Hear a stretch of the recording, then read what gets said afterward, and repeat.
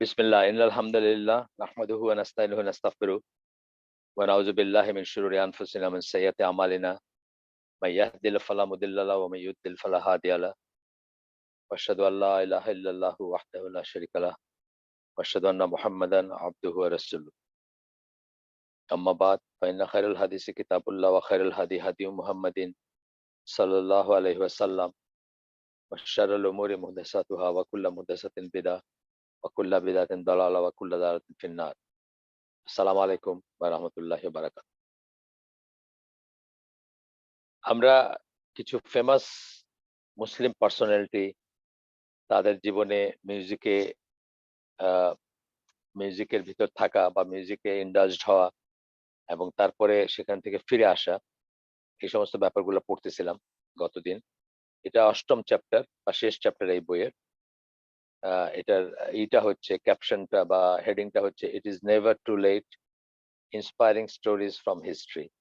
মানে যদি আমরা আমরা মিউজিকের ভিতর থেকে থাকি বা মিউজিকের সাথে থেকে থাকি, তারপরেও ফিরে আসার উপায় আছে এবং কখনোই এটা মৃত্যুর আগ পর্যন্ত, যেভাবে তওবা মৃত্যুর আগ পর্যন্ত, মৃত্যু ফেরেশতা দেখা পর্যন্ত, অথবা আহ ওষ্ঠাগত যেটা আমরা বলি প্রাণ কণ্ঠনালীতে পৌঁছা পর্যন্ত, আহ ততক্ষণ পর্যন্ত তওবারই থাকে। অথবা আহ পৃথিবীর রেসপেক্টে পশ্চিম দিকে সূর্য উঠবে যখন, তার আগ পর্যন্ত, অর্থাৎ ঠিক কিয়ামতের আগ পর্যন্ত তওবার দরজা খোলা থাকবে। সেটাই বলতেছেন আর কি, যে যদি আমরা মিউজিকে আসক্ত হয়েও থাকি, সেখান থেকে ফিরে আসা সম্ভব এবং এখনো সময় আছে। এখানে কয়েকজন ইসের কথা বলছেন, যার ভিতরে আমরা ইমাম মালিকের এটা গতদিন পড়ছি। আজকে একটু ছুঁয়ে যাব, জাস্ট এগুলো খুব ডিটেলসে পড়বো না, আমরা কনক্লুশনের দিকে চলে যাব। আহ ওমর বিন আব্দুল আজিজের কথা আসছে এখানে। উনিও একসময় এইসবে একটু ছিলেন।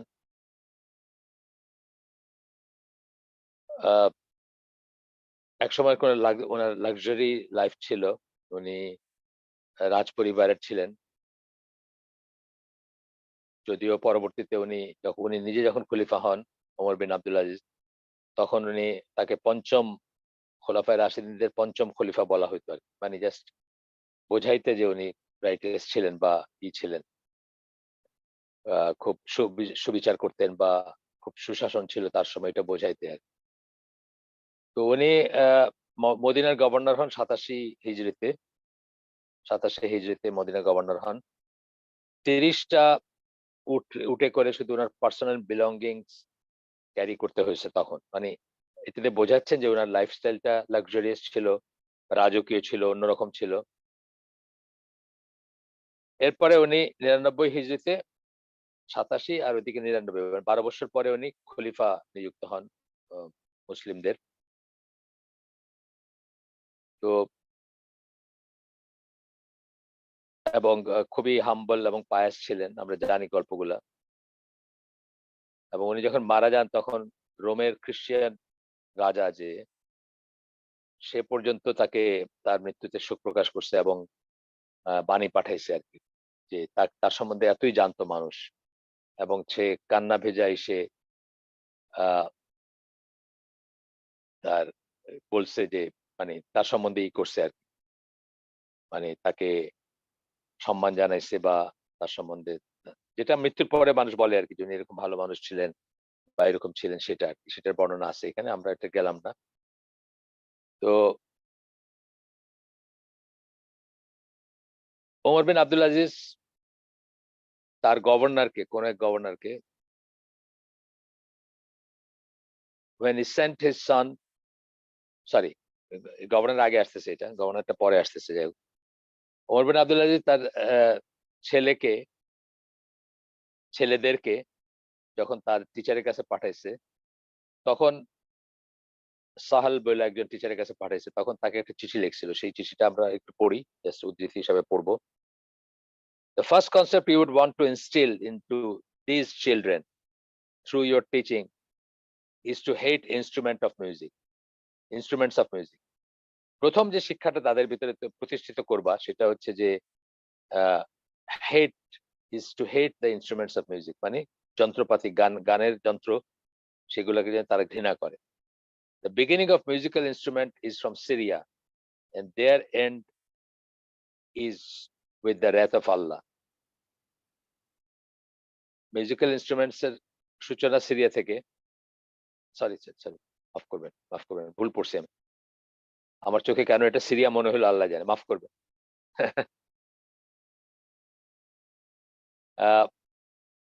The beginning of musical instrument is from শয়তান। আমি কেন সিরিয়া পড়লাম এটা আমি জানি না, হয়তো একটু ডিস্ট্রাক্টেড হয়েছিলাম, জানি না। শয়তান থেকে শুরু এবং শেষ হচ্ছে আল্লাহর গজব বা wrath.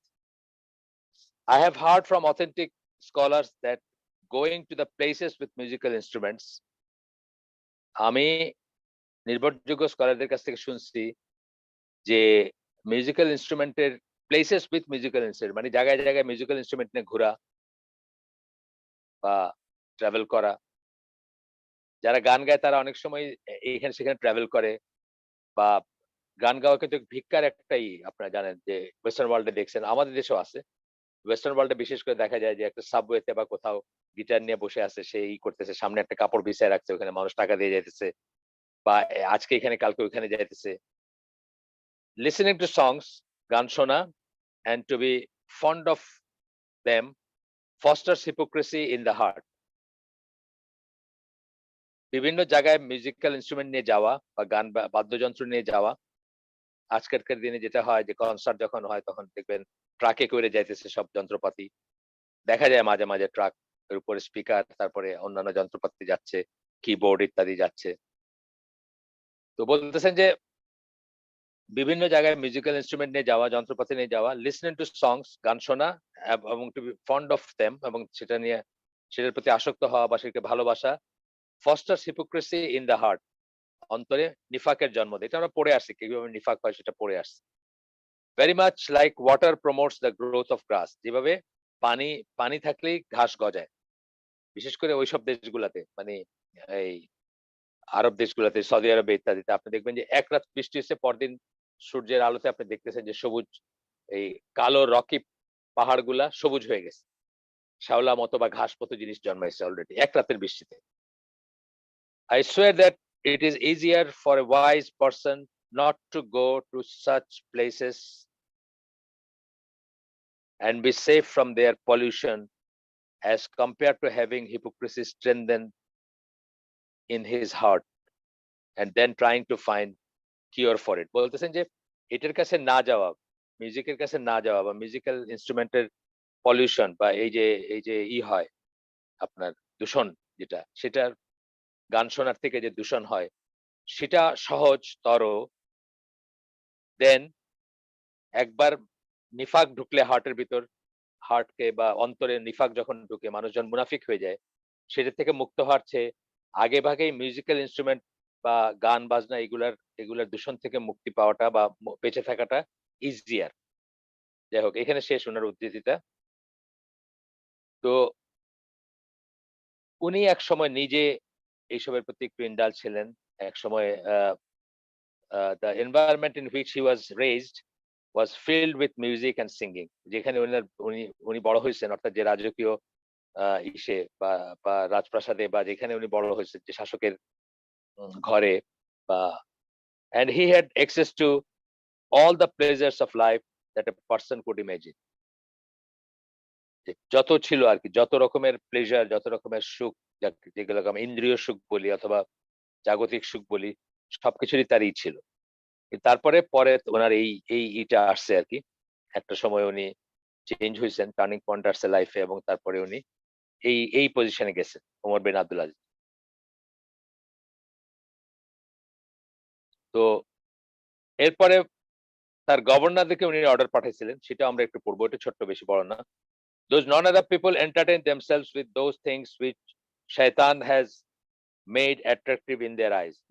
যখন আপনি জানেন যে ওমর বিন আব্দুল আজিজ মানে ফিফথ খলিফা বলা হচ্ছে খোলাফায়ে রাশিদিন হিসাবে, মানে তার মাঝখানে আরো শাসক আসছেন, আলী রাদিয়াল্লাহু আনহুর পরে এবং তার আগে, বা মুয়াবিয়া রাদিয়াল্লাহু আনহুর পরে এবং তার আগে আরো অন্যান্য শাসকরা আসছেন, কিন্তু তারপরেও ওনার সময়টা খুব বেশি বেশি না আর কি, খুব বেশি আল্লাহ রাসূলের কথা অনুযায়ী মানে 30 বছর ছিল খেলাফত, যেটা হাসান রাদিয়াল্লাহু আনহুর সময় পর্যন্ত, মানে 6 মাস ছিলেন উনি।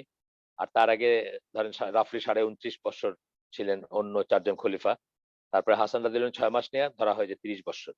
তারপরে মুয়াবিয়া রাদিয়াল্লাহু আনহু ছিলেন। হাসান রাদিয়াল্লাহু আনহু তো উনার কাছে হ্যান্ড ওভার করলেন বা উনার কাছে বায়াত নিলেন। বা উনার মেনে নিলেন। উনার ইমারা বা আমিরত্ব মেনে নিলেন এবং তারপরে মুয়াবিয়া রাদিয়াল্লাহু আনহু ছিলেন। তারপরে ইয়াজিদ। যাই হোক এই ধারাবাহিকতায় খুব বেশি দূরে না কিন্তু ওমর বিন আব্দুল আজিজ। তখন কি হয়েছে? তখন ইসলামের সাম্রাজ্যটা বিশাল হয়ে গেছে এবং অনেক নতুন, নতুন ল্যান্ড যারা বেসিক্যালি প্যাগান বা মূর্তি পূজক বা আ আ বা অগ্নি উপাসক এই ধরনের এইগুলা মানে রাজ্য বা রাজত্ব তাদের আন্ডারে আসছে মুসলিমদের আন্ডারে।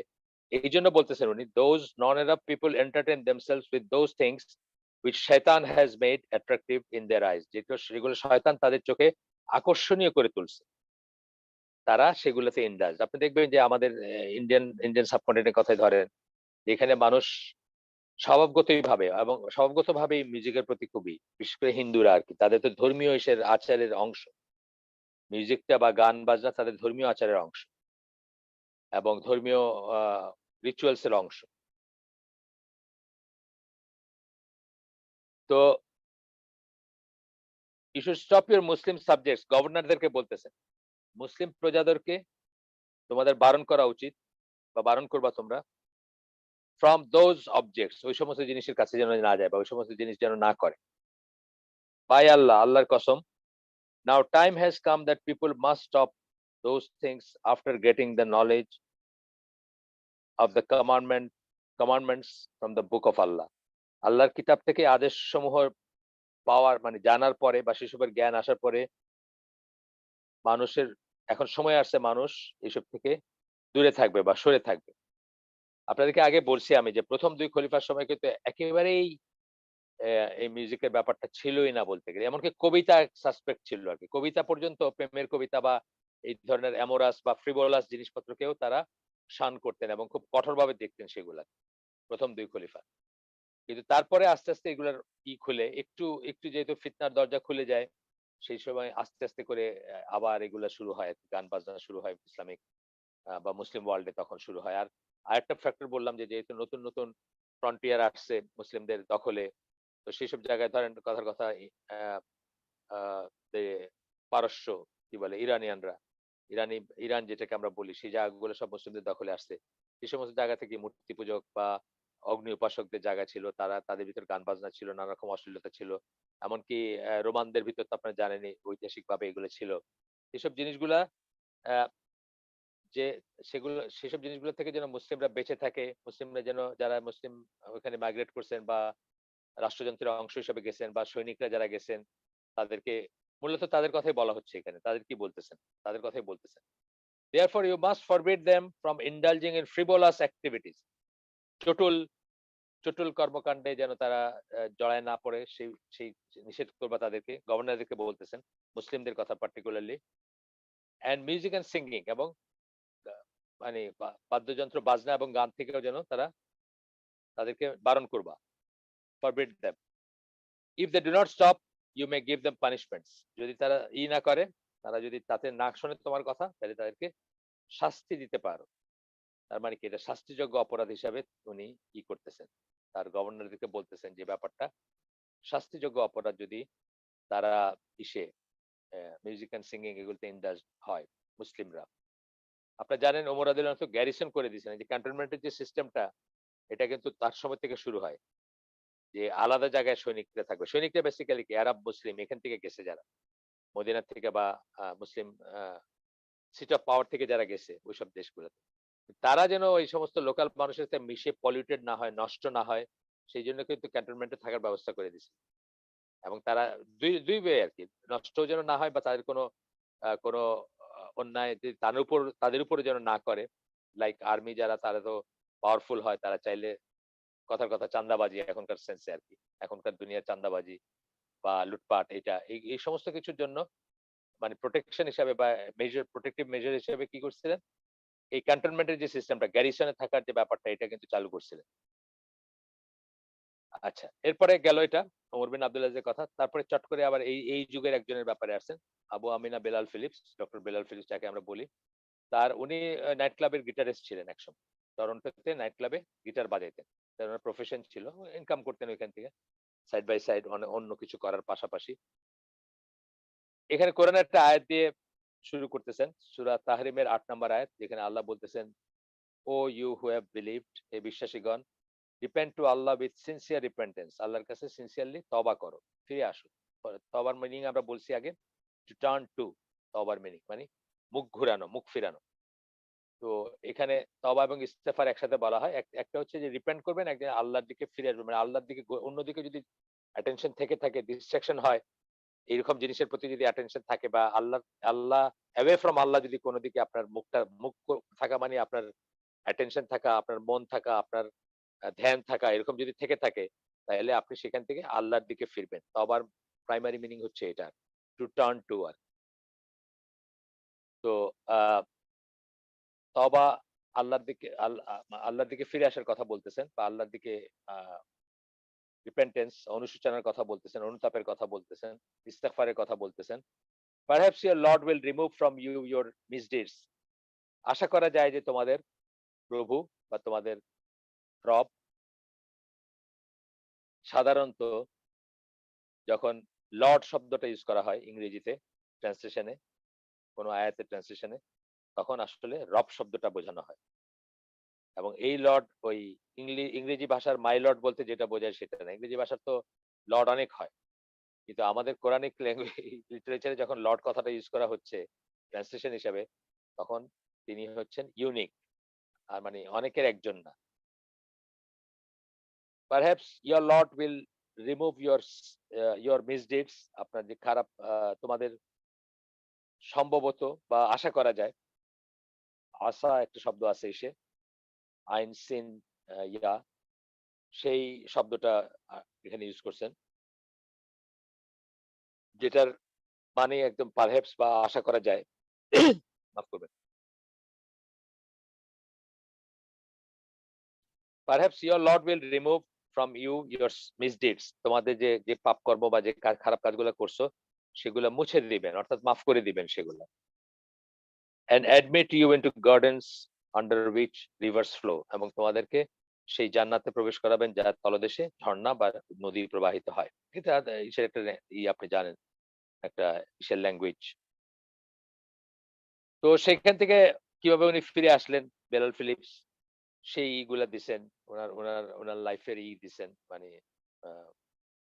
সর্ট অফ যেটাকে আমরা বায়োডাটা বলি, সেরকম একটা দিছেন। রেজুমে টাইপের দিছেন আরকি। কোথায় কি করছিলেন। তো একটা লেকচারে উনি বলেন, বেলাল ফিলিপস বলেন যে উনি মিউজিকের ভিতর ছিলেন এবং কিভাবে উনি স্টপ করছেন সেই গল্পটা বলেন। 70s এ উনি গিটার বাজাইতেন একটা গ্রুপের সাথে টরন্টোর নাইট ক্লাবে। মুসলিম হওয়ার পরে কেউ তাকে বলে নাই যে মানে প্রাথমিকভাবে কেউ বলেন নাই যে মিউজিকটা তো গর্হিত বা এইভাবে নিষিদ্ধ একটা জিনিস ইসলামে। সো উনি এটা মানে ভ্যানকুভারে, টরন্টো এবং ভ্যানকুভার ২ টা জায়গাতেই নাইট ক্লাবে উনি যেটা করতেন, মানে তখনও আ গিটার বাজাইতেন বা মিউজিক বাজাইতেন। তো উনি উনার বলছেন আরকি। উনার বক্তব্যটা আমরা একটু পড়ি। আমরা খুব আ মানে কুইকলি যাওয়ার চেষ্টা করতেছি কনক্লুশন এর দিকে আরকি। তো উনার বক্তব্যটা একটু পড়ি। "After becoming Muslim, I found while in the nightclub as if I were in a different world. The other members of my music group were all taking drugs, and in the nightclub everybody was high on something. And I was the only one who was sane there." উনি বলতেছেন যে নিজেকে মুসলিম হওয়ার পরে যখন একটা আলাদা জগৎ থেকে উনি ওই জিনিসগুলোকে দেখতেছিলেন, ওই কর্মকান্ডগুলো দেখতেছিলেন, তখন দেখতেছিলেন যে উনি সবার চেয়ে আলাদা। উনি ড্রাগের উপর নাই বা অন্য নাচানাচি বা অন্য যে সমস্ত ব্যাপারগুলা সেগুলাতে নাই। কিন্তু অন্যরা সবাইকে তার চোখে পড়তেছে যে অন্যরা সব মানে ডেলিউশন এ আছে বা একটা নেশার ভিতরে আছে, মোহের ভিতরে আছে, বিভ্রান্তির ভিতরে আছে, বিভ্রমের ভিতরে আছে। তো ওনার মনে হইতো I was the only one who was sane, মানে আমি একমাত্র যে স্বাভাবিক আছি, সেন মানে স্বাভাবিক মানুষ বা স্বাভাবিক সুস্থ মস্তিষ্কের মানুষ। There was no way I could be part of it. আমি মুসলিম হিসেবে আমি ভাবলাম যে আমি এটার অংশ হইতে পারি না।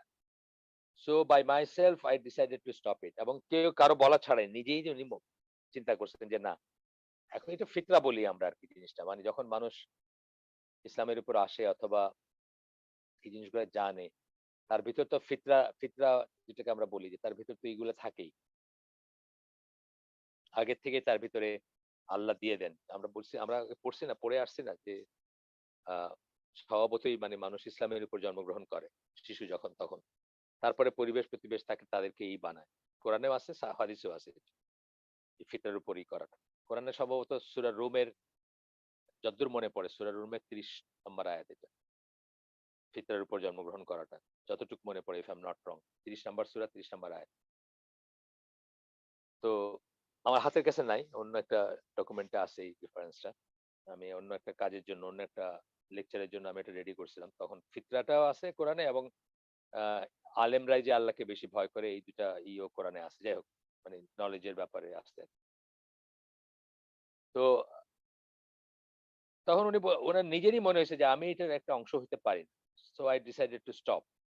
So by myself I decided to stop. আমি নিজেই ঠিক করলাম যে আমি এটা শেষ করে দিব, বন্ধ করে দিব এটা। আর করব না এরকম। I sold all my equipments and my records. তার অনেক ইকুইপমেন্ট ছিল, রেকর্ড ছিল। তখনকার দিনে ডিস্ক রেকর্ডের প্রচলন ছিল। আপনারা জানেন, লং প্লে বা ইত্যাদি। যারা একটু বয়স যাদের বেশি তারা হয়তো দেখছেন। আমার এজ গ্রুপের না হইলেও হয়তো দেখছেন, আরো পরের হইলেও দেখছেন। এখনকার দিনে এগুলো এক্সটিংক্ট হয়ে গেছে। মানে ওই গ্রামোফোন বলতাম আমরা, কলের গান বলতো। তো সেগুলোর আবার সফিস্টিকেটেড ভার্সন ছিল যে লং প্লে রেকর্ড হইতো বা চেঞ্জার বলে। রেকর্ড চেঞ্জার বলে একটা জিনিস। একসাথে ৬ টা রেকর্ড লোড করে দেওয়া যেত। একটা করে পড়বে, পড়ে বাজবে আরকি। ধরেন ৩, ৪, ৫ ঘন্টা আপনার একটানা বাজবে, এরকম একটা ব্যবস্থা ছিল আরকি। আর রেকর্ড গুলা হয়তো সবচেয়ে ভালো আ সাউন্ড ইফেক্ট পাওয়া যেত ওগুলাতে। অন্য জিনিসগুলা থেকে ঐরকম সাউন্ড ইফেক্ট পাওয়া যেত না। যেমন ধরেন আ অন্য রেডিও বা ঐরকম ইফেক্ট আসতো না। আ স্পুলের টেপ রেকর্ডার যেটা, সেটার চেয়ে ওই ডিস্ক রেকর্ড গুলা ভালো যেগুলা, সেগুলাতে বেটার সাউন্ড ইফেক্ট আসতো আরকি বা পাওয়া যেত। যাই হোক, সেগুলো সব বিক্রি করে দিলেন। I got rid of it and later on I found, এগুলো সব বিক্রি করে দিলেন। I found out by studies that according to Islam, Islamic teaching, music is haram. এবং পরে আমি জানতে পারলাম যে আ মিউজিকটা হারাম। মানে যখন পড়াশোনা করলেন উনি ইসলাম নিয়ে তখন জানলেন আরকি। তো এটার এই উনার নিয়ে কথা বলার এক জায়গায় বলতেছেন যে, "Eventually music and singing fill up the heart and it becomes extremely difficult for its listener to reflect on the Quran because Quran and music cannot coexist and occupy the same space." এটা আমরা বারবার বলছি, আবারও বলতেছি। অন্তর এবং মস্তিষ্ক, যে মস্তিষ্ক বা অন্তরে মিউজিক থাকবে সেখানে কোরআন প্রবেশ করা খুব ডিফিকাল্ট।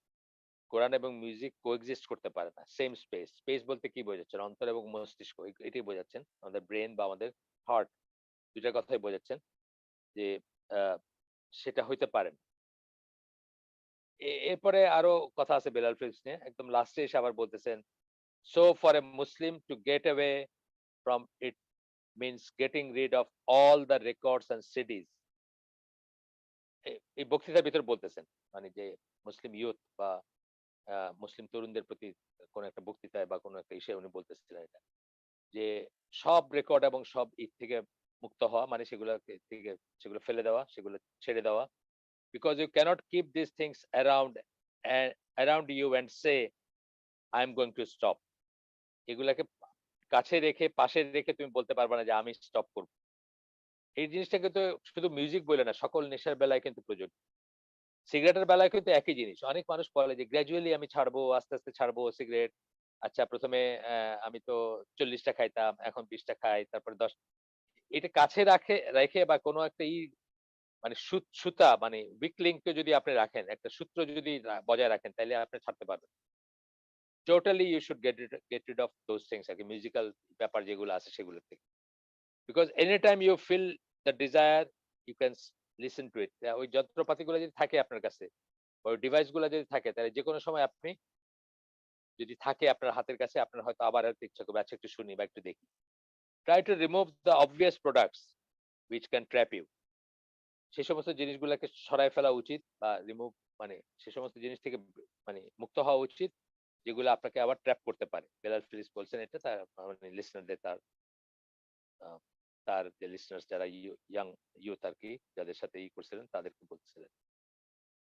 এরপরে এখানে মানে কতগুলো কেস দিচ্ছেন আর কি মুসলিম ওয়ার্ল্ডের যারা ফিরে আসছে, যারা তওবা করছেন বা যারা আল্লাহর পথে ফিরে আসছেন মিউজিক ছেড়ে ছেড়ে তাদের কথা বলতে গিয়ে এখানে ইজিপশিয়ান কিছু ফিমেল সিঙ্গার ছিলেন। আপনারা জানেন ইজিপ্ট তো ছিল আহ, মুসলিম ওয়ার্ল্ডের মুসলিম ওয়ার্ল্ডের আপনার আর কি কি বলবো ব্যাংকক বা মুসলিম ওয়ার্ল্ডের এন্টারটেনমেন্টের জায়গা, সব খারাপ কাজ করার জায়গা ছিল ইজিপ্ট। ওইখানে আপনার মূলত সিনেমা গান সবই ছিল, অনেক বছর আগে থেকেই ছিল। এবং আরো তার সাথে যেগুলো ছিল যে এই যে বেলি ডান্স বা এই ধরনের অশ্লীল জিনিসগুলো ছিল। তো সেইসব জায়গা থেকে যারা ফিরে আসছেন তাদের কয়েকজনের এক্সাম্পল দিচ্ছেন এখানে। আমি একজনের কথা অনেক সময় বলছি আগে, হাল্লা শফি। হাল্লা শাফি উনি পরে কোরআনে তাফসীর করে বেড়াইতেন, উনি বেলি ডান্সার ছিলেন। তার কথা আমি কোনো বইতেও লিখছি বা আগে বলছি, বা এরকম কয়েকজনের নাম দিচ্ছেন এখানে যারা খুবই ফেমাস ছিলেন ওইখানে, বা খুব ফেমাস সিঙ্গার অথবা বেলি ডান্সার ছিলেন অথবা সিনেমারই ছিলেন, নায়িকা ছিলেন বা এই ধরনের যারা ছেড়ে আসছেন তাদের নাম দিয়েছেন। কিন্তু ইজিপ্টে একটা সময় আসছে যে বিশেষ করে কিছু শায়েকদের চেষ্টায় যে তাদের অনেকে এসে ফিরে আসছেন। তাদের নামগুলো দিয়েছেন এখানে। হাল্লা শফির হাল্লা শফির নামও আছে বা অন্যদের নাম আছে নাম করা। আমরা যেহেতু ওইসব নিয়ে ওইসব জানি না বা তাদেরকে চিনি না, সুতরাং আমরা ওর এখানে ডিপ গেলাম না বা আর আর আর বেশি পড়লাম না ওটা নিয়ে। তারপরে আসছে একজনের কথা, জুনায়েদ জামশেদ। এনার কথা হয়তো অনেকে জানেন। তিনি কিন্তু পাকিস্তানে খুব নামকরা মারা গেছেন। খুব ইয়াং বয়সে মারা গেছেন। ৬৪ সালে জন্ম উনার। আমাদের অনেক ছোট। কিন্তু উনি মারা গেছেন অলরেডি। উনি পাকিস্তানে খুব বড় একজন সিঙ্গার ছিলেন এবং সেখান থেকে উনি পরে একেবারে ১৮০ ডিগ্রি ঘুরে গিয়ে দিনের দায়ী হয়ে গেছিলেন। যদিও সৈয়দ উপর আসেন নাই, সেটা অন্য জিনিস। যদিও এ বিদাতের বিদাতিদের সাথে যুক্ত হয়েছিলেন বা হয়েছিলেন, বাট অন্তত মিউজিক সিঙ্গিং থেকে বা ওইসব তার ওই পপ স্টার হিসেবে তার যে লাইফ ছিল ওইখান থেকে ডেফিনেটলি উনি বাইর হয়ে আসছিলেন। ওনার নামে সার্চ দিলে যে কোনো জায়গায় পাবেন আর কি, ওনার ওনার লাইফটা কি হয়েছিল বা কতটুকু কি হয়েছিলেন উনি এগুলো পাবেন।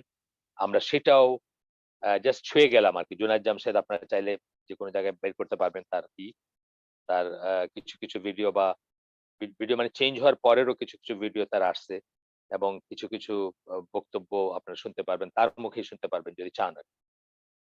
আমরা এরপরে আছে ইউসুফ এস্টেসের কথা। তারও লাইফে এই ধরনের ছিল, যদিও উনি একটা আহ ধর্মযাজকের ফ্যামিলিতে ওনার জন্ম বা কিন্তু তারা পিয়ানো অর্গান বা এই সমস্ত জিনিসগুলাকে তো তারা তাদের চার্চেও তো চলে, গান বাজনা হয় বা চলে। তো ওনার মিউজিক স্টোর ছিল ওনার বাবার, অ্যান্ড সো অন, কিভাবে উনি ওগুলো থেকে বাইর হয়ে আসলেন সেসব গল্পগুলো আছে। কিভাবে উনি তো এখন ইউসুফ এসেস তো একজন স্পিকার মুসলিম ওয়ার্ল্ডের, আমি যতদূর জানি বেঁচে আছেন এখনো। এবং বেশ বয়স্ক আর কি উনি। তো অনেক বয়স উনার, কিন্তু আলহামদুলিল্লাহ খুব ফিট আছেন দেখলে মনে হয় এবং খুবই এনথুজিয়াস্টিক একজন স্পিকার মুসলিম ওয়ার্ল্ডের।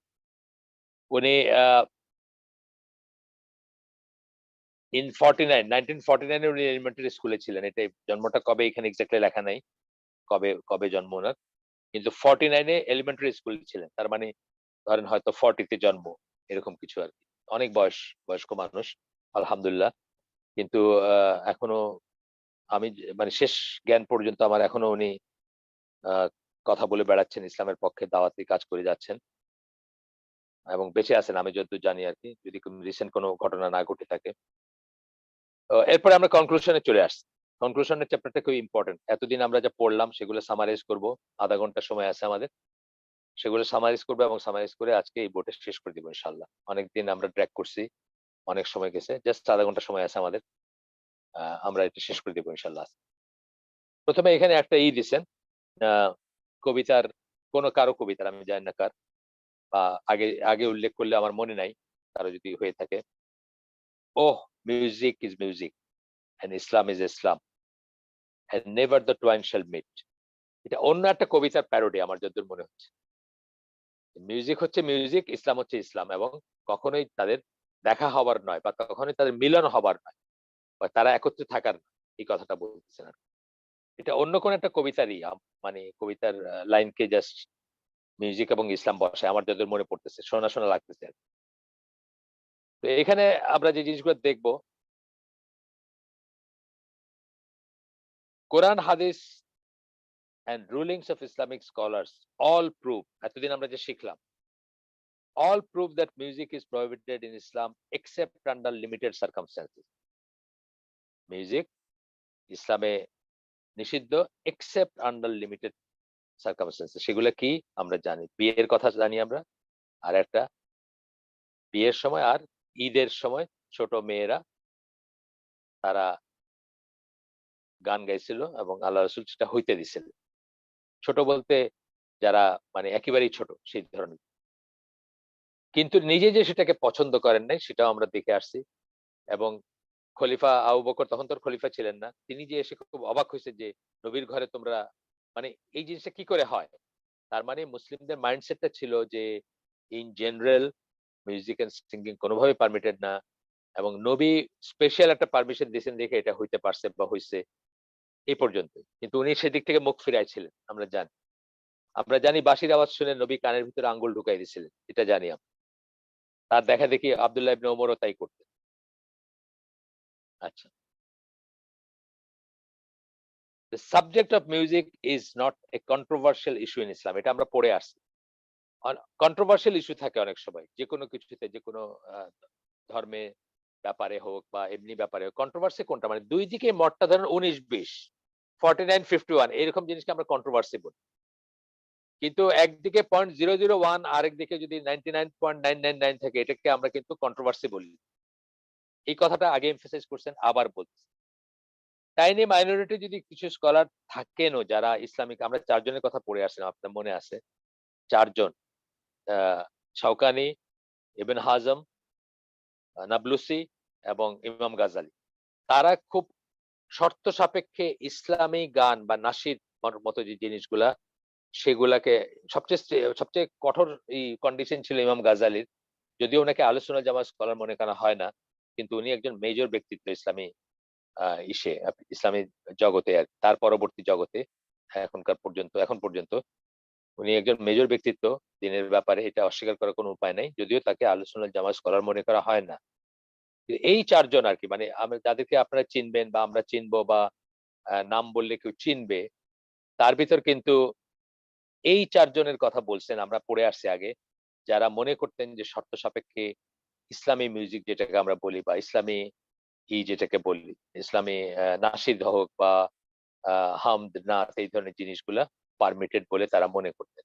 এবং তারা যে মাইনরিটি ছিলেন এবং তাদের যে কোথায় বুঝের ভিতরে বা ইসের ভিতরে কোথায় সমস্যা ছিল সেগুলো আমরা করছি। থাকতেই পারে, আমরা আল্লাহ রাসূল ছাড়া কাউকে পারফেক্ট মনে করি না।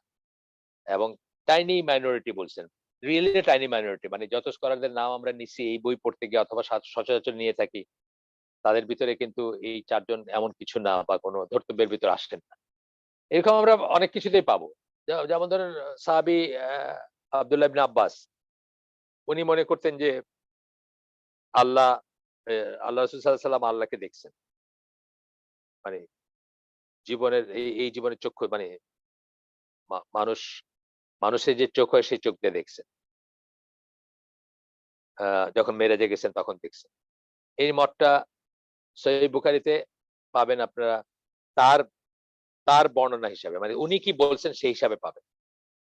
সত্যাসত্য হিসাবে না, তিনি কি বলছেন। কিন্তু আমরা জানি কি মেজরিটি স্কলার, মানে সব স্কলারই বলতে পারেন, আয়েশা রাদিয়াল্লাহু আনহা ইনক্লুডেড, সবাই মনে করেন যে না, আল্লাহকে দেখেন নাই রাসূল সাল্লাল্লাহু আলাইহি ওয়াসাল্লাম, মানে মানুষের চোখ যেটা সেই চোখ দিয়ে আল্লাহকে দেখেন। তো এখন ধরেন এখানে উনি কি একজন অত্যন্ত মাইনরিটি বা একদম ইউনিক একটা কেস, যে উনি একটা একটা কথা বলছেন যেটাকে আমরা মনে করতেছি যে এটা ঠিক না। উনি সাহাবী, উনাকে সমালোচনা করব না আমরা, কিন্তু ওনার ভুল হইতে পারে, কারণ উনি আল্লাহ দ্বারা প্রোটেক্টেড না। যেভাবে রাসূল সাল্লাল্লাহু আলাইহি ওয়াসাল্লাম প্রোটেক্টেড সেভাবে উনি প্রোটেক্টেড না ভুল করার থেকে। সুতরাং উনি একটা ভুল করতে পারেন, উনি ভুল করছেন, বাস এই পর্যন্তই শেষ। এই সিমিলার ব্যাপার এখানে। তো বলতেছেন, if there is a tiny minority of scholars who permit listening to music, this does not make this difference of opinion as acceptable one. কোন জিনিসের ডিফারেন্স অফ অপিনিয়ন acceptable, যেমন ধরেন আপনি আপনি সূরা ফাতিহা, ইমামের পিছনে সূরা ফাতিহা পড়বেন, মানে সব রাকাতে পড়বেন, নাকি যেসব রাকাত গুলাতে ইমাম নিচু স্বরে বা শব্দ করে পড়তেছেন না সেগুলা পড়বেন সূরা ফাতিহা। এটা যেমন বলতে পারেন যে একটা কন্ট্রোভার্সিয়াল জিনিস। সেটা ২ পক্ষেই খুব স্ট্রং মত পাবেন। নাসিরুদ্দিন আলবানী মনে করেন যে পড়ার দরকার নাই। যেখানে সশব্দে পড়তেছেনই। ইমাম যেখানে জাহেরি কেরাত পড়তেছেন, মানে সশব্দে কেরাত পড়তেছেন, আপনার সেখানে সূরা ফাতিহা পড়ার দরকার নেই তার পেছনে। আর যেখানে উনি চুপ করে পড়তেছেন সেখানে আপনি পড়বেন। চুপি, চুপি পড়তেছেন যেখানে সেখানে আপনি পড়বেন। ইমাম মানে নাসিরুদ্দিন আলবানী নিশ্চয়ই খুব বিশাল একজন স্কলার। তার বিপরীতে ধরেন সৌদি স্কলাররা মনে করেন যে প্রত্যেক রাকাতে যেকোনো অবস্থাতেই আপনাকে সূরা ফাতিহা পড়তে হবে। এই যে ব্যাপারটা এগুলো হলো কন্ট্রোভার্সি যেখানে ২ টা মতেই বা ২ টা মতে খুব স্ট্রং আছে, দলিল আছে বা ২ টা মতে ইকুয়ালি কিন্তু একটাতে ধরেন 99.999 মনে করতেছেন যে মিউজিক আ হারাম বা প্রহিবিটেড আর 0.001 মনে করতেছেন যে না ইসলামিক মিউজিক বা ইসলামিক গান বা ইসলামিক নাশিদ বা আ হামদ নাত এগুলা আপনার শর্ত সাপেক্ষেই হইতে পারে। গাওয়া যেতে পারে। তো সেটা ধর্তব্যের ভিতরে আসে না। সেটাকে আমরা কন্ট্রোভার্সি বলি না এবং সেটাকে আমরা বলি না। সেটাকে আমরা মানে ডিফারেন্স অফ অপিনিয়ন ও বলি না। কারণ এটা সেই পর্যায়ের না। এটা আমরা এক্সপ্লেইন করছি আগে আবার বললাম এখন। আর আল্লাহ যেহেতু এই যে ইজমাটাকে কেন একটা করা হয়? ইজমাটাকে কেন একটা দলিল বলা হয়? যে মানে 99.99 বলতে আমি যেই কালেকটিভ বোঝাইলাম। তারা সবাই ভুল করবেন এটা হইতে পারে না। এবং এখান থেকে ওই যে রাসূলের একটা হাদিস আছে যে, "আমার উম্মাহ ভুলের উপরে একমত হবে না।" কিন্তু যখন একমত হবে তখন ধরতে হবে যে আ সেটা একটা দলিল বা সেটা একটা যেজন্য আমরা সাহাবীদের ঐক্যমতে আ যেকোনো একটা ওয়ারশিপ যদি হয়ে থাকে, সেটা যদি ওই ৫ টা সোর্স থেকে আমরা জানি যে একটা ওয়ারশিপ আসবে বা সৎ কাজ বা আল্লাহর নৈকট্য লাভের কাজগুলো ৫ টা সোর্স থেকে আসে। হয় আল্লাহ আদেশ করছেন, না হয় রাসূল আদেশ করছেন, না হয় রাসূল নিজে করছেন, না হয় তার সামনে করা হইছে তিনি নীরবে অনুমোদন দিছেন, কিছু বলেন নাই। না হইলে সাহাবীরা ঐক্যমতের ভিত্তিতে করছেন। সেটাও কিন্তু একটাই। এই পয়েন্ট অফ ভিউ থেকে বলতেছেন যে অ্যা কালেক্টিভ যারা কালেক্টিভ অপিনিয়ন এবং যারা তাদেরকে আল্লাহ প্রটেক্ট করছেন এরর থেকে। আচ্ছা। এরপরে আরেকখানে বলতেছেন যে এই যে how can the vast majority of Islamic scholars be wrong in considering musical instruments to be forbidden. Just আমি হাইলাইটেড পোরশন পড়তেছি, সব পড়তেছি না। আ এরপরে বলতেছেন যে যেটা খুব কমন একটা যুক্তি আরকি। এরপরে বলতেছেন আরেকটা বলতেছেন যে ইমাম মালিক তো আমরা পড়ে আসছি একটু আগেই। যে ইমাম মালিক নিজে একসময় মিউজিক শিখতে চাইছিলেন, গান গাইতে চাইছিলেন বা গায়ক হতে চাইছিলেন। তারপরে তো উনি ইসলামের স্কলার হইলেন। তো তার একটা আসতেছে যে আ মদিনার কথা বলতেছেন। মদিনায় মানুষ কি মনে করত সেটাও কিন্তু একটা দলিল। আপনারা জানেন যে মদিনার অনেক ব্যবহারিক জিনিসে, অনেক ব্যবহারিক কর্মকাণ্ডে কিন্তু মদিনার মানুষের ভিউটা আলাদাভাবে নেওয়া হয়। কারণ তারা নবীকে দেখছেন বা তারা নবী তাদের মাঝে ছিলেন এবং তাদের মাঝে থেকে এই বিশেষ করে ডুজ অ্যান্ড ডো নটস যে লেজিসলেশন এর ব্যাপারগুলা, শরিয়ার বিভিন্ন আইন কানুন নিয়ম এগুলো তাদের ভেতরে ইভলভ করছে। এইজন্য মদিনার মানুষ বা মদিনা বেস স্কলারদের অপিনিয়ন একটা আলাদা ওয়েটেজ আছে বা আলাদা একটা ওজন আছে। তো ইমাম মালিক বলতেছেন যে মানে অনেক স্কলারের মতো উনিও মনে করতেন, listening to musical instruments give birth to hypocrisy in the heart. অন্তরে নিফাকের জন্ম দেয়। অন্তরে নিফাকের জন্ম দেয়। আমরা পড়ে আসছি এটা। কি করে নিফাকের জন্ম দেয় সেটা আমরা পড়ে আসছি। আপনাদের মনে আছে নিশ্চয়ই। যে আমি আমি আমি আমার কিন্তু এই বইটা পড়ে আমি রিয়ালাইজ করছি ফার্স্ট যে আপনার মিউজিক শুনলে যে রিয়ালাইজ করছি। এর মানে এটা না যে তারপর থেকে মানে নিফাকের ব্যাপারটা আসছে তা বলতেছি না। রিয়ালাইজ করছি মানে আমি আগে কখনো রিয়ালাইজ করি না যে মিউজিক যে নিফাকের একটা হইতে পারে। গান বাজনা যে নিফাকের একটা আ জন্ম দিতে পারে হার্টে। সেটা কিন্তু আমি রিয়ালাইজ করিনি আগে কখনো। এই বইটা পড়ে করছি। কিভাবে আমি সেটা বোঝায় আসছি আপনাদেরকে আবার একটু বলি। যে আপনি এমন কথা বলতেছেন যেটা আপনি আসলে সত্য না বা কিছুতেই সত্য হইতে পারে না বা কিছুতেই আপনি মিন করতে পারেন। যেমন ধরেন আ একটা "How am I supposed to live without you?" একজন মানুষ আরেকজনকে বলতেছে যে, "আমি তোমাকে ছাড়া কি করে বাঁচবো?" আপনি কি মনে করেন যে পৃথিবীতে কোন মানুষের জীবনটা আরো কোন মানুষের জীবনের উপর জীবনের ভ্যারিয়েবল? মোটেই না। সবাইকে ছাড়া মানুষ বাঁচবে। যে বাবা, যে মা, যে হাসব্যান্ড, যে ওয়াইফকে ছাড়া আমরা কল্পনা করতে পারি না আমাদের জীবন। তারা আজকে মরে যাক, আমাদের জীবন ঠিকই সুন্দর চলবে। ১ দিন, ১০ দিন, ১ মাস, ১০ মাস। যদিও ইসলামের শোক হচ্ছে ৩ দিন মাত্র হাসব্যান্ড ছাড়া। আর যে কারোর জন্য শোকটা হচ্ছে মাত্র ৩ দিন। ৩ দিন পরে ওই মনমরা হয়ে বসে থাকাটা ইসলাম অ্যালাও করে না। কিন্তু আমরা যখন যাদেরকে কথা মনে করি যে এ না থাকলে তো পৃথিবীটা আমার মাথার উপর ভেঙে পড়বে, আকাশ ভেঙে পড়বে বলে না একটা কথা। ঠিকই দেখেন তারা তারা ঠিকই তারা সারভাইভ করবে, ঠিকই তারা দুনিয়ার সব কাজ করবে এবং হয়তো তারা খুব সাকসেসফুল মানুষও হবে। আমার আব্বার আব্বা মানে আমার দাদা মারা গেছিলেন আমার আব্বার যখন ১০ মাস বয়স ছিল। আমার আব্বা একদিন আমাদেরকে নিয়ে ঢাকা থেকে বাড়িতে আসতেছি তখন হঠাৎ দেখলাম উনার চোখ ছলছল। মানে উনি চিন্তা করতেছেন যে তখন আমি যখন জাহাজের চিফ ইঞ্জিনিয়ার হইছি, প্রমোশন হইছে বা যাই হোক, আমার ছোট ভাই তখন আর্মির মেজর বা এরকম আরকি মানে অন্যরা পড়াশোনা করতেছে। মানে এই বাড়িতে যে আবার আলো জ্বলবে, যেটাকে বলে ভিটায় আলো জ্বলা বলে না একটা কথা আছে বাংলায় মানে গ্রাম্য কথা। এটা কেউ কল্পনাও করতে পারেনি। কিন্তু হইছে তো, ঠিকই সবকিছু হইছে। আল্লাহ রাসূল সাল্লাল্লাহু আলাইহি ওয়াসাল্লাম বাবা মারা গেছেন তার জন্মের আগে, মা মারা গেছেন ৬ বছর বয়সে। তারপরে উনি পৃথিবীর শ্রেষ্ঠ মানুষ হিসেবে বড় হইছেন না? হয়। তো এই যে কথাটা বললাম যে, "tell me how am I supposed to live without you?" তার মানে এটা কিন্তু নিফাক এনে দিচ্ছে। আপনি এমন কিছু বলতেছেন যেটা রিয়াল না। এভাবেই কিন্তু মিথ্যা কথাগুলো বলতে, "everything I do it for you" এটা আরেকটা কথা। তারপরে মানে এই ধরনের কত কথা আছে। আমি মানে ১ টা ২ টা বললাম আরকি মাথায় মুখে যেগুলো আসলো। আমার জাহেলি যুগ থেকে যেগুলো আছে মাথায় সেখান থেকে বললাম ২ টা ১ টা কথা। যাই হোক এগুলা এইভাবে নিফাকটা আসে। তারপরে এই বইতে আমরা দেখছি যে মিউজিক কি করে মানুষকে ডেলিউট করে, মতিভ্রম বা বিভ্রমের বা আ ইসের ভিতর নিয়ে যায়। আপনার আ একটা ট্রেঞ্চ এর ভিতরে, একটা একটা নেশার ভিতরে নিয়ে যায়। ডাইভার্স দেয়ার অ্যাটেনশন ফ্রম আল্লাহ। আল্লাহ থেকে তাদের অ্যাটেনশন সরে যায়। অবভিয়াস কথা। এটা তো খুব খুব কমন আমরা জানি। দেখলেই মানে মিউজিক যারা শোনে তাদের বিহেভিয়ার দেখলে আমরা বুঝি এটা। এটা নিয়ে অনেক কথা বলছি আমরা নতুন করে বললাম না। আচ্ছা। Islam has forbidden not only playing music but also listening to it. শুধু মিউজিককে বাজানো, যন্ত্রপাতি বাজানো বা কেউ একটু গাইতেছে সেটা নিষেধ করছে তা না। শোনাটাও নিষেধ করছে। It is similar to the prohibition of alcohol and drugs. আমরা পড়ে আসছি। অ্যালকোহল এবং ড্রাগ যেরকম যে কারণে নিষিদ্ধ এটা সেই কারণে নিষিদ্ধ। which also affect the intellect যে অ্যালকোহল আর ড্রাগ যে মানুষের ইন্টেলেক্ট কে এফেক্ট করে অর্থাৎ আপনার আকল নষ্ট হয়ে যায়। মিউজিকও আপনার আকল নষ্ট করায়। Music acts like an intoxicant by making one forget his or her surrounding এটা একটা মানে ইনটক্সিক্যান্ট বা নেশা বস্তু হিসেবে কাজ করে। আমরা আগে পড়ে আসছি এটাকে মনের মদ বলছেন ইবন তাইমিয়া বা অন্যান্যরা বলছেন। তো সেটা আপনাকে আপনার সারাউন্ডিং করে দেয়। আমরা বলছি যে কনসার্ট গুলাতে কি করে যাওয়ার পরে মেয়েরা কাপড় খুলে ফেলতে চায় অথবা আ আর বাসায় না ফিরে এসে কোন একটা ছেলের বাসায় তার বিছানায় চলে গেল আরকি। সেটা যে হয় ওয়েসটার্ন ওয়ার্লড এ।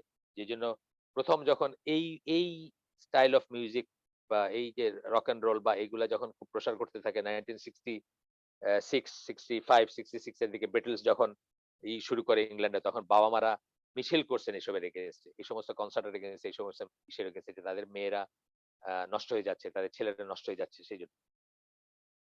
এরপরে আমরা একটু আগাবো। আগায় মানে কনক্লুশন পড়তেছি কিন্তু এই চ্যাপ্টারটা। এটাই শেষ। আজকে আমরা শেষ করে দিব ইনশাআল্লাহ। এখানে বলতেছেন hypocrisy, vice, neglect and a host of other evils can sprout in the hearts of those who listen to music and singing. মুনাফিকি, হ্যাঁ, পাপকর্ম, আ নেগলেক্ট মানে যা করণীয় তার প্রতি যা করণীয় মানে আমাদের জন্য করণীয় কি? আল্লাহর ইবাদত করা। আল্লাহ শুধুমাত্র এখানে ওই আয়াতটাও কোট করছেন উনারা। সূরা জারিয়াতের ৫৬ নম্বর আয়াতটা কোট করছেন। ওমা খালাকতুল জিন্না ওয়াল ইনসা ইল্লা লিয়াবুদুন। আমি মানুষকে এবং জিনকে কেবল আমার ইবাদত ছাড়ার কোন কারণে সৃষ্টি করি নাই। এটা কোট করে বলতেছেন নেগলেক্ট কথাটা। এটা আপনি নেগলেক্ট করবেন। And a host of other evils অন্যান্য আরো অনেক খারাপ জিনিস আপনার ভিতর থেকে আ অঙ্কুরিত হবে বা আপনার ভিতর থেকে সেগুলা গজাবে। In the hearts of those who listen to music and singing. This result first in a diseased heart. প্রথমে এটা কি হবে? রোগাক্রান্ত অসুস্থ অন্তরে জন্ম দিবে। And ultimately in a spiritually diseased heart. এবং শেষ পর্যন্ত আপনার ইসের থেকে spiritually dead হয়ে যাবেন বা আপনি স্পিরিচুয়ালি মৃত হয়ে যাবেন। প্রথম একটা ডিজিজড আর পরেরটা ডিসিজড। প্রথম একটা হচ্ছে রোগাক্রান্ত আর পরেরটা বলছেন মৃত। একটা মৃত অন্তর, আপনার মৃত অন্তরে পরিণত হবে আপনার অন্তরটা। Music is not a food for the soul. Music food for the soul না, বরং বিষাক্ত খাবার হইতে পারে, কিন্তু সেই খাবার হলো বিষাক্ত খাবার আর যক্ষম অথবা কি বলে ওই ধুতরা ফল সেরকমের খাবার আর বিষাক্ত খাবার যদি খাবার হয়েও থাকে। On the contrary it is cancerous for the soul. বলতেছেন যে সোলের জন্য, অন্তরের জন্য ক্যান্সার রূপে কাজ করে। এত ডিপ রুটেড হয় যে এটাকে আপরুট করা খুব ডিফিকাল্ট। আমি নিজে এটার একটা সাক্ষী আর কি, বলছি তো আপনাদের যে 30-40 বছর আগের শোনা কোনো গান যদি কোনো মানে আধা মাইল দূরে কোথাও বাজতেছে, একটু ভেসে আসতেছে, আমি সাথে সাথে ওইটার সাথে রিলেট করতে পারি যে আমার কেমন লাগছিল বা কেমন লাগতো এটা শুনতে।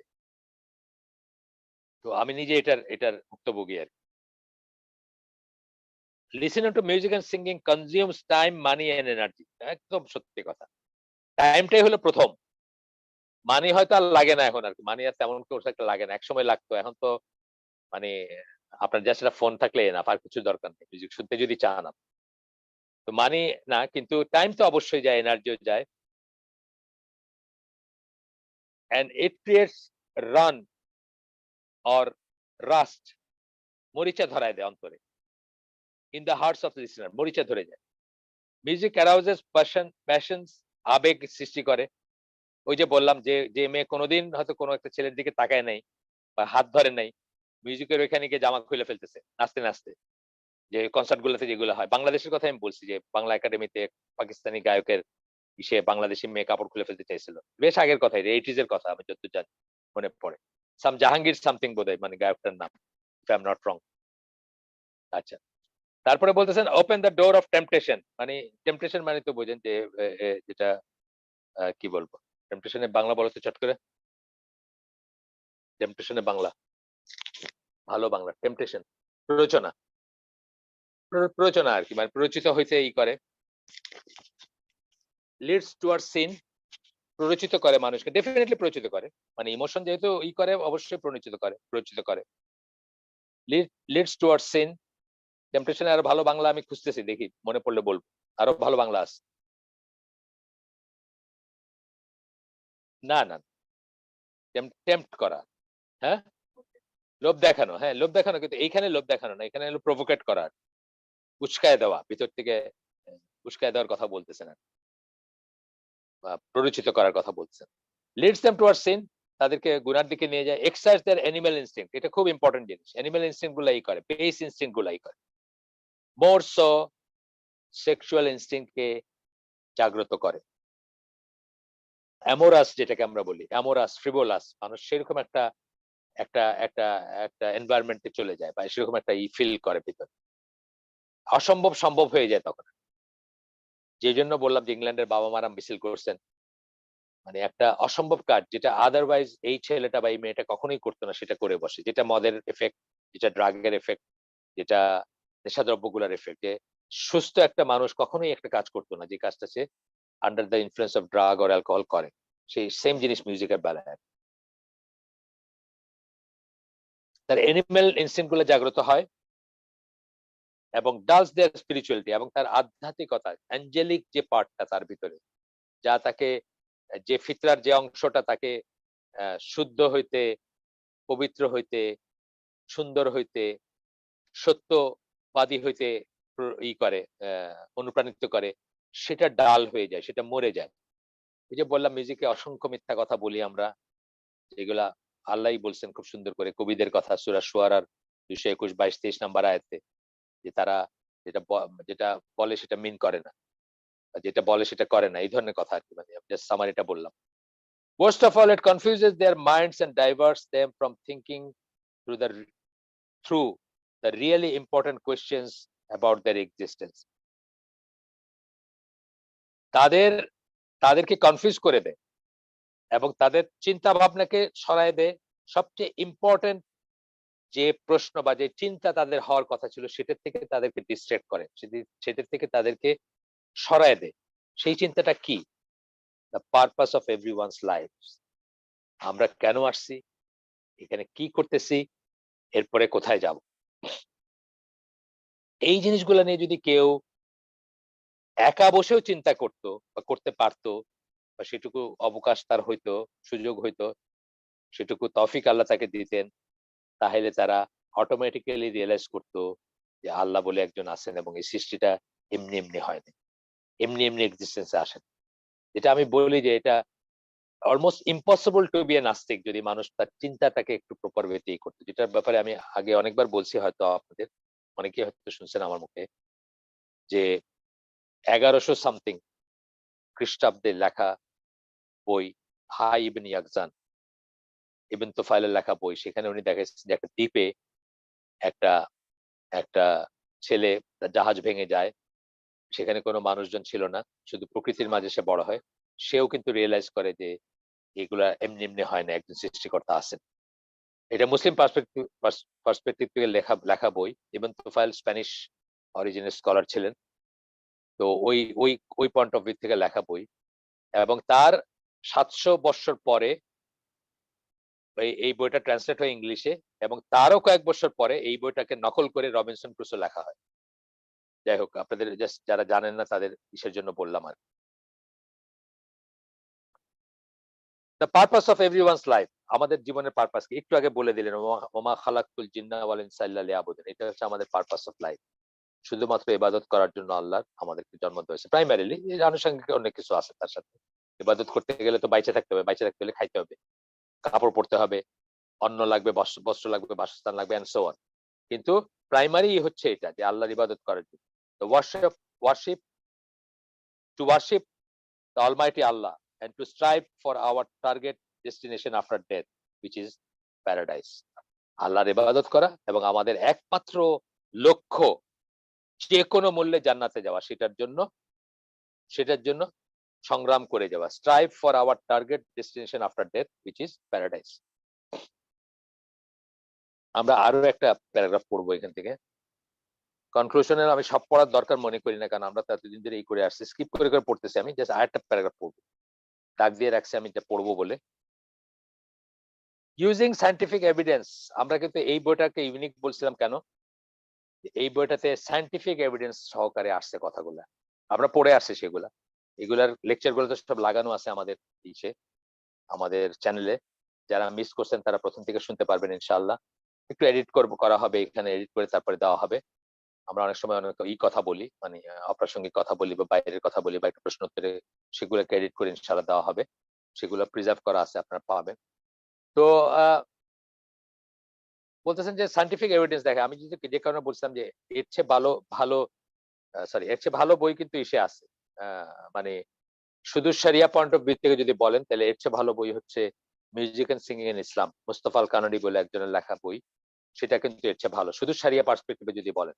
কিন্তু যখন সেকুলার সায়েন্টিফিক পার্সপেক্টিভে, মানে যে কারোর জন্য এটা খারাপ, এবং মেডিকেল সায়েন্স বলতেছে খারাপ, এবং সাইকোলজিস্টরা বলতেছেন খারাপ, সেটা কিন্তু আরেকটা ডাইমেনশন দেয়। সেই জন্য এই বইটাকে আমি ইউনিক মনে করি। আমি এই ধরনের কোনো বই পড়ি নাই আগে।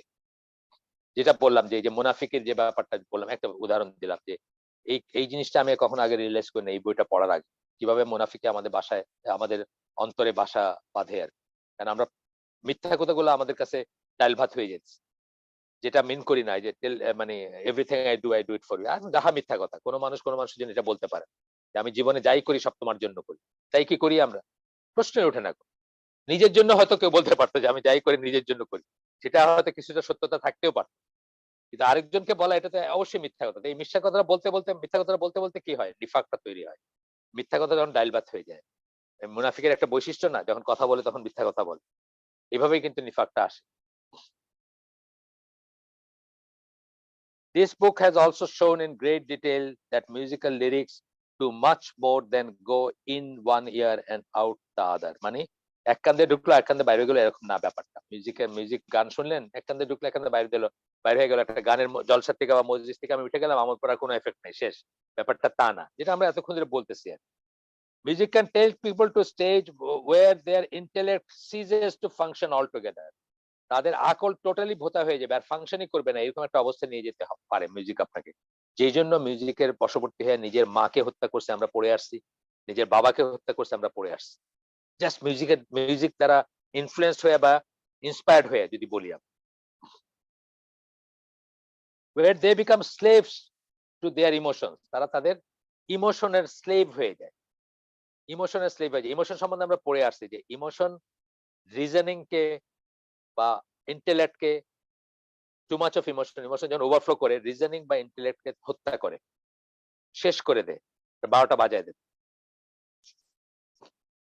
আমরা একটা উদাহরণ দিছিলাম যে মানে খুব উদাহরণ দিছিলাম আমি, যে একটা মেয়ে জানে যে একটা বিবাহ বহির্ভূত বা বিবাহ পূর্বক যৌন সংসর্গে সে প্রেগনেন্ট হইতে পারে এবং তার সমাজে তার বাবা মা তার মুখে চুনকালি মাখা হইতে পারে, মানে ইন এ সেন্স যে খুবই বেইজ্জতির কারবার বা খুবই ইয়েট, তাকে যখন তার কানে কানে যখন খুব সুন্দর করে কিছু কথা বলা হয়, যখন সে ইমোশনালি চার্জ হয়, তখন সে হয়তো 10 ডেজ বলার পরে 11 ডে কারো বিছানায় চলে গেল আর কি। তার ফলশ্রুতিতে সে যেই জিনিসটা এতদিন রিজনিং যে বুঝতো যে আমার এই ক্ষতি হবে, এই জন্য আমি এটা করবো না, সেই সেই সেই ইটার তার কাজ করে না, সেই রিজনিংটার কাজ করে। এটা বলে আসছেন আগে, এই বইতে আগে বলছেন যে ইমোশন কি করে, টু মাচ অফ ইমোশন বা ইমোশন মিউজিককে রেশনালিটি কে বা রিজনিং কে হত্যা করে। রিজনিং কে যখন ইমোশন বেশি পাওয়ারফুল হয় বা টেক ওভার করে ইসেকে, আপনার রিজনিং কে বা আকলকে, তখনই মানে সব সব অসাধ্য সাধন হয় আর কি, বা সব খারাপ কাজ সম্ভব। বিবেকটা একদম বিবেক শূন্য হয়ে যায় মানুষ, বা রিজনিং বা আকল শূন্য হয়ে যায় মানুষ। It is not religion but music that is the opium of people. মানুষের জন্য আফিম, দিনটা আফিম না। কার্ল মার্কস বলতে চাইছিলেন যে দিনটা আফিম, মানে রিলিজিয়ান বা ধর্মটা আফিমের মতো কাজ করে। আসলে ধর্মটা আফিমের মতো কাজ করে না, মিউজিকটা আফিমের মতো কাজ করে না বলতেছেন। আমার মনে হয় ওই কথা থেকে উনি বলছেন, কার্ল মার্কসের কথা থেকে। এখানে বলেন উল্লেখ করেন নাই, কিন্তু কার্ল মার্কস এরকম একটা কথা আছে যে রিলিজিয়ানটা হচ্ছে অপিয়াম, মানে আফিমের মতো মানুষের জন্য। Music creates imbalance in human faculties, constricts spiritual development and destroys ethical value. আপনার যে ফ্যাকাল্টি গুলো আছে, ইমোশনও দরকার, মানুষের ইমোশন যে দরকার না তা না, কিন্তু ইমব্যালেন্স হয়ে যায়, ইমোশনটা তখন মেইন হয়ে যায় আর রিজনিংটা তখন চলে যায়, মরে যায়। It is among the factors that boost human emotions and arouse the sensual powers beyond the natural limit. Sensual মানে এই মানে বেসিক ইনস্টিংক্ট, যেটা মানে কি বলবো, মানে স্পৃহা, যে যৌন স্পৃহা বা এই ধরনের জিনিসগুলোর কথা বলতেছেন, বিয়ন্ড দেয়ার ন্যাচারাল লিমিট, ন্যাচারাল যে লিমিট তার বাইরে, মানে অর্থাৎ যেটা রিয়েল না, যেটা এখানে হবার কথা না, সেটা হয়। while inducing the angelic element of the human personality to sleep, মানুষের ভিতর যে অ্যাঞ্জেলিক পার্ট, যেটা যেটা আল্লাহ ভীরু, আল্লাহর সাথে আল্লাহর কথাগুলো শুনতে চায়, যেটা আনুগত্যের, যেটা পবিত্রতার, সেটাকে ঘুম পাড়ায় দেয়। It acts as a ladder to adultery, ব্যভিচারের একটা সিঁড়ি হিসাবে কাজ করে মিউজিক। And drug abuse, because it makes shame and modesty disappear. এটা ব্যভিচারের একটা সিঁড়ি হিসাবে কাজ করে এবং ড্রাগ অ্যাবিউজের একটা হয়ে যায়, ড্রাগ অ্যাবিউজের একটা মানে সিঁড়ি হিসাবে কাজ করে।